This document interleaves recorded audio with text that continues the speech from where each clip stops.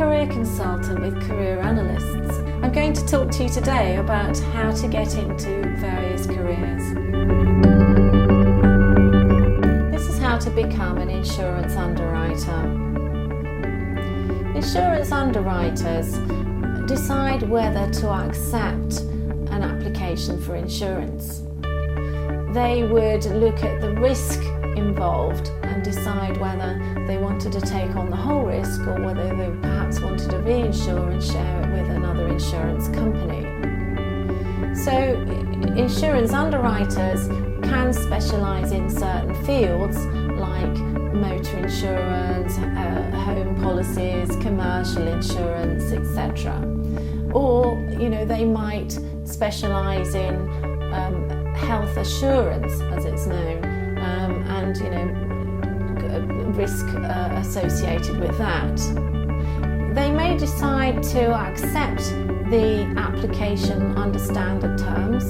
They may decide to put some caveats in or additional terms. For example, they might say that the business has to put in some fire alarms, for example, or burglar alarms. They may exclude elements of risk. So, for example, they might say that you have a heart condition, therefore we will insure you for health but not for any heart attacks.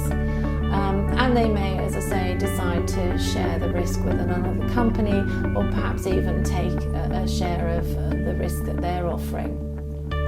Obviously there are standard products, but equally there may well be some bespoke deals to be made. If someone has a multi-million pound yacht, how do you decide what kind of level of insurance and how much? If it's a one-off creation, it won't necessarily fit into normal circumstances, and equally you have people insuring their legs as a footballer, for example.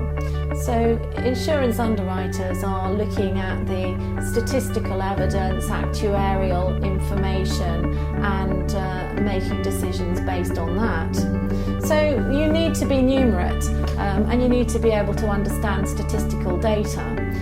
Some insurers specialise in, for example, Sheila's Wheels has identified that women, not that men would agree, are actually much better drivers and less risks, and therefore they are specialising very much in the female market and giving better rates.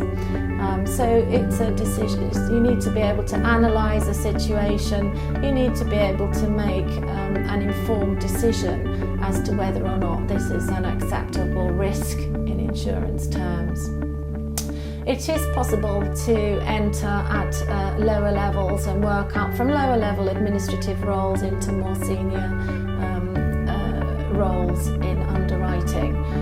It's also possible to enter as a diplomat or a graduate, and obviously there are actual degrees in finance and insurance, but equally anything with a slight business or commercial or mathematical slant is likely to be viewed more favourably. But graduates in any discipline can in fact be taken on. You will find that competition is very fierce, and that it helps to again have some relevant experience from holidays and internships before entering.